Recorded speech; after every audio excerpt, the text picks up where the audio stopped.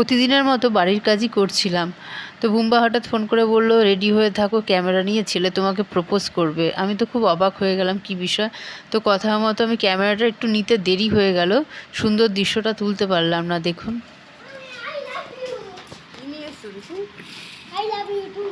বাহ, এটাই তো আমি চেয়েছিলাম। এটা রাখলেও পারবে। এটা শিকড় আনুনি কেন? এটা শিকড়টা আনুনি কেন? আমার খুব ভালো লেগেছে গাছটা।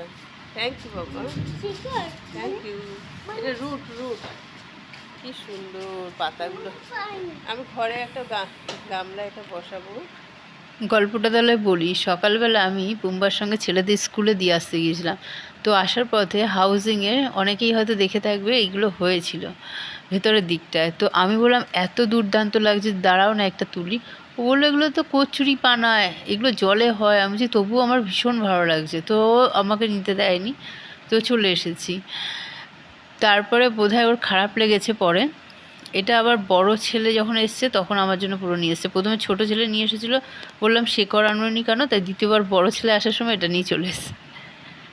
আজকের মেনুতে ছিল চিকেন, কারণ আমাদের বেশিরভাগ সময় নিরামিষ হয়, তো যেদিন আমিষ থাকে আমরা চিকেন আনি, কারণ বাচ্চারা খেতে খুব পছন্দ করে। তো এতদিন নিরামিষ খেতে খেতে ওরাও বোর হয়ে যায়, তাই জন্য আজকে একটু চিকেন এনেছি। আর এই হচ্ছে উচ্ছে ভাজাটা, কিন্তু কেউ খাবে না, আমি একাই খাই। তো আমার ভীষণই ভালো লাগে, মানে বিশ্বাস করুন, আমি চিকেনের থেকে এটা দিয়ে বেশি ভালো খাবো আর বেশি ভাত খাবো। ওটা হয়েছে কোনো রকম হয়তো খাবো, কিন্তু আমার উচ্ছেটা ভীষণই ভালো লাগে। আর বেশি তেল দিয়ে না, হালকা তেলে। এই হচ্ছে পাঁপড় ভাজা করলাম সন্ধেবেলা, মাও এসেছিলো, তো বললাম চলো তিনজনে মিলে চায়ের একটা পার্টি হয়ে যাক। আর পাঁপড় ভাজা, বাচ্চাগুলো তো সব রথ নিয়ে ছোটাছুটি করছে, কেউই মন দিচ্ছে না। আমাকে আবার জোর করলো বেরোবার জন্য, বেরোতেই হলো রেডি হয়ে। এমনিতে কিন্তু একটু দূরে গিয়েই কিন্তু হাঁপিয়ে গেছে, বুঝতে পারছি। তবু বড়টা বললো, ফুচকা খাবো, চলো বাজারের ওই দিকেই চলো। তো আমরা বাজারে যেতে যেতে এই দোকানটার সামনে ও হঠাৎ করে, ফুচকাটা এখানেই ছিল, ফুচকার দোকানটা। তো এই দোকানটা ছোট ছেলে দেখে খুবই খুশি, ওর খেলনাও আমি একবার এখান দিয়েই কিনেছিলাম। তো আমি বললাম যে, বাপ্পা আমার কাছে কিন্তু টাকা নেই। ও বলছে, আমি শুধু দেখব। তো আমাকে লোক, মানে ভদ্রলোক, উনি বললেন যে, তো আপনি পাঠিয়ে দিন না, ও তো কিছু করবে না, দেখুক না।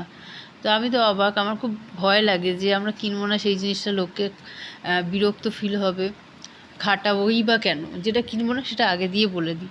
তো উনি ওকে নিয়ে গিয়ে ওকে দেখাচ্ছে খেলনাগুলো, এত ভালো ব্যবহার, উনি একটুও বিরক্ত হচ্ছে না, নিজে থেকেই সব খেলনাগুলো চালিয়ে চালিয়ে দেখাচ্ছিল। আমি আবার এই র্যাকটা খুব পছন্দ হয়েছিল পার্লারের জন্য, আমি দাম জিজ্ঞেস করলাম যে আমি এটা নেব। বললো, হ্যাঁ হ্যাঁ অফকোর্স, যখন আসবেন তখন নিয়ে যাবেন।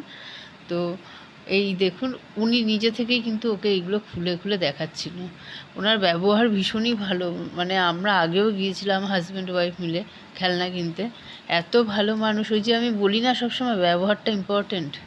বড়টা আবার এই যে ফুচকা খাচ্ছে, ও তো ফুচকা প্রেমী, বলেছি না, টক খেতে প্রচণ্ড ভালোবাসে, মানে টক ওকে খায়। এবার আমি তো কিছুতেই খেতে পারছিলাম না, ছোটো ছেলে এই দোকানে ডিস্টার্ব করছে ওনাকে, ওকে না দেখলে তো হবে না, কি খারাপ ঠারাপ করে দেবে আবার। তো আমি আর খেতে পারলাম না, ওর জন্য দাঁড়িয়েছিলাম। এইদিকে ওর বাবাও চলে এলো, আমাদের নিয়ে এলো। বাড়িতে গিয়ে বললাম একটু পড়তে বসো। রুদ্রে এটা কিসের ছবি এঁকেছে? এটা গাড়ি একটা। প্রথমে আমিও বুঝতে পারছিলাম, তারপর আমার মনে পড়লো ও তো ক্যাবের সামনে বসে এখানে তাকিয়ে থাকে, একদম দুটো সিটের মাঝখানে পোর্শনটা দখল করে নেয়, ওই জায়গাটা বসে এক মনে দেখতে থাকে। সব বাচ্চা জানলা দিয়ে প্রাকৃতিক দৃশ্য দেখে, আর ও দেখে এই গাড়ির পার্টসগুলো। এটা হচ্ছে ওর মিটার। না, এটা মিটার না, কি ব্যাপারটা? এটা ফিট বলে মানতো। এটা যত ফিট বাড়বে অত দেখে স্পিড বাড়াটা বোঝায় না। হ্যাঁ, এটা চাবি, এটা চাবি ঘুরিয়ে জানি না, অন হয়ে যায় গাড়ি।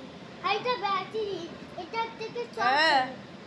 আর এই মোটরটা দেখো, এই মোটর থেকে গাড়িটা আগে বাড়ে। এই হচ্ছে ওর